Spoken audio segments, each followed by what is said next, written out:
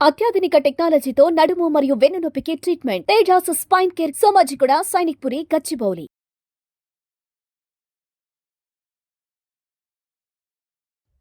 నమస్కారం. నా పేరు డాక్టర్ షగుఫ్తా. నేను న్యాచురోపతి డాక్టర్ని. మోకాళ్ళ నొప్పులండి. విపరీతంగా మోకాళ్ళ నొప్పులొస్తున్నాయి. మోకాళ్ళ దగ్గర మనము చాలామంది కింద మనం మోకాళ్ళ కింద భాగంలో చూస్తే నరాలన్నీ టైట్‌గా ఒక నాట్స్ లాగా గడ్డలు గడ్డల్లాగా కనపడుతుంటాయి కొంతమందిలో. అవి గానీ, సో, ఆల్మోస్ట్ మోకాళ్ళ నొప్పులంటే మనం ఏమనుకుంటాం, పెద్దవాళ్ళలో కామన్‌గా చూస్తా ఉంటాం. కానీ ఈ మధ్య చిన్న జనరేషన్ చిన్న చిన్న పిల్లలకు కూడా మోకాళ్ళ నొప్పులొస్తున్నాయి.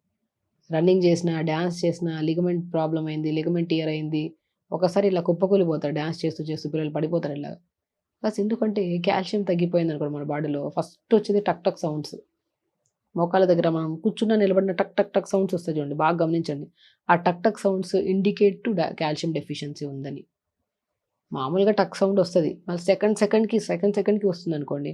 Only because of calcium deficiency వల్ల. అండ్ ప్రత్యేకంగా కొంతమందిలో తిరుగుతూ ఉంటారు. నడుస్తూ ఉంటారు ఇటు అటు. సో, వాళ్ళలో బి కాంప్లెక్స్ విటమిన్ డెఫిషియన్సీ వల్ల కూడా నీరసంగా అనిపిస్తది. ఇప్పుడు మనం ఇంతకుముందు బాగా రన్నింగ్ చేసేవాళ్ళం. ఇప్పుడు రన్నింగ్ చేయలేకపోతున్నాం. హెవీగా అనిపిస్తుంది మోకాళ్ళ దగ్గర మనకి. బికాజ్ ఎందుకు? బి కాంప్లెక్స్ డెఫిషియన్సీ వల్ల.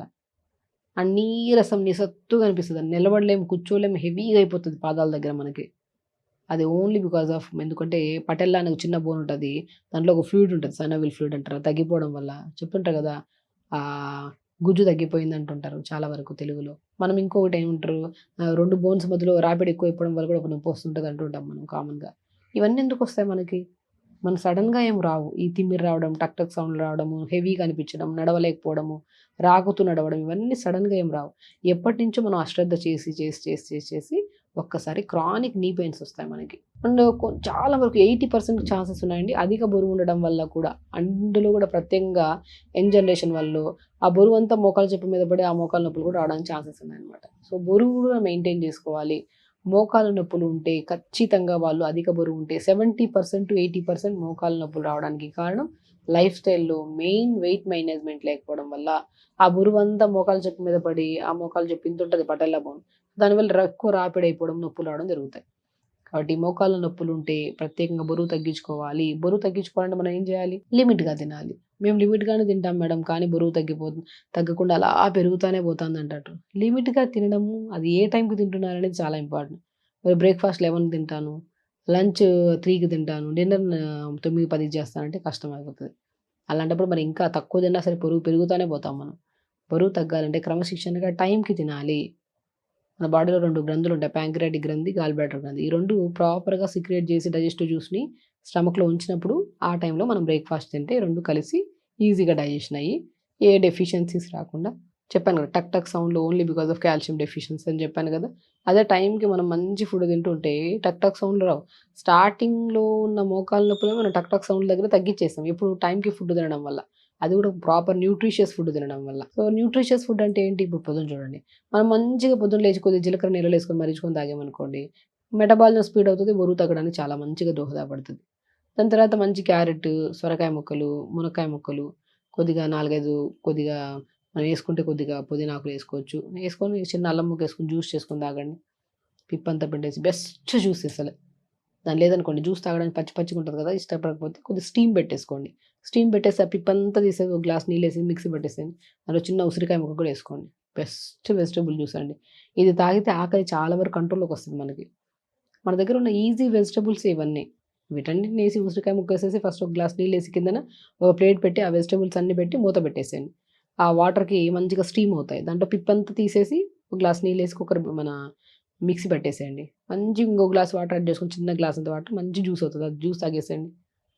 ఎన్ని ఉన్నాయి మునక్కాడలున్నాయి, మనం సొరకాయ ముక్కలున్నాయి, దీంట్లో పుదీనా ఉంది, అల్లం ఉంది, ఆమ్లా ఉంది. ఇంకా కుదిరితే ఏమన్నా బీరకాయ ఉంటే అవి కూడా ఏసుకోవచ్చు. మంచిగుంటది టేస్టీగా. సో, సూప్‌లాగా ఉంటది ఫస్ట్ పాయింట్. మంచి జ్యూస్‌లాగా ఉంటది. ఆకలి కూడా మనకి ఎక్కువ వేయదు. మోర్ న్యూట్రిషన్ కూడా ఎళ్తుంది. ఇంకా మీకు కావాలంటే పాలకూర ఆకులేసుకోండి. ఐరన్ కూడా క్లియర్ అయిపోతది మనకి. దాని తర్వాత బ్రేక్‌ఫాస్ట్‌కొచ్చాక రాగి అండి. మోకాళ్ళ నొప్పులకి బెస్ట్ ఫుడ్ ఏదైనా ఉందంటే రాగి రొట్టె గానీ, రాగి సంగటి గానీ, రాగిని జావలాగా చేసుకోవడం గానీ, ఎన్ని ఆప్షన్స్ ఉన్నాయండి. రాగితో మనం చాలామంది పిల్లలకి మనం ఇప్పటి నుంచే బోన్ స్ట్రాంగ్‌గా ఉండడానికి రాగి పిండితో కొద్దిగా తాటి బెల్లం వేసి, ఇలాచి పౌడర్ వేసి లడ్డూలాగా చేయమంటుంటాం. ప్రతిరోజు రాగి లడ్డు ఇవ్వండి. ఆడవాళ్ళలో ప్రత్యేకంగా పీరియడ్ ప్రాబ్లమ్స్ రావు. జాయింట్ ప్రాబ్లమ్స్ రావు, మోకాళ్ళ నొప్పులు ఫ్యూచర్‌లో ఎప్పటికి రావు. అండ్ ప్రత్యేకంగా జుట్టు కూడా హెల్తీగా ఉంటది. ఆ రాగి పూర్వకాలంలో రాగిని సంగటిలాగా చేసుకొని మధ్యాహ్నం పూట మంచిగా ఒక ముద్ద తింటే అసలు ఆకలే ఉండేది కాదు. అలాగే మార్నింగ్ పూట రాగి జావ చేసుకోండి. దాంట్లో కొన్ని పంకిన్ సీడ్స్, సన్‌ఫ్లవర్ సీడ్స్ కూడా యాడ్ చేసుకోండి. లంచ్‌కొచ్చిన తర్వాత తక్కువ రైస్, ఎక్కువ కర్రీస్ పెట్టుకొని తినండి. 4-5 మధ్యలో మంచిగా ఏదైనా సూప్స్ లాంటివి గానీ, జామకాయలు గానీ, యాపిల్స్ గానీ తినండి. డిన్నర్‌కొచ్చాక ఎర్లీ డిన్నర్స్ చేయండి. 6 గంటకల్లా డిన్నర్ ఫినిష్ చేయండి. బరువు తగ్గుతాం. మనం తింటున్న ఫుడ్‌లో, వెజిటబుల్స్‌లో, ఆకుకూరల్లో బాగా న్యూట్రిషన్ ఉంది కాబట్టి మోకాళ్ళ నొప్పుల్లో తగ్గడమే కాకుండా మోకాళ్ళ మధ్యలో గుజ్జు ఫార్మ్ అయిపోయి ఫ్యూచర్‌లో ఎప్పుడూ మీకు మోకాళ్ళ నొప్పులనేవి ఉండవు.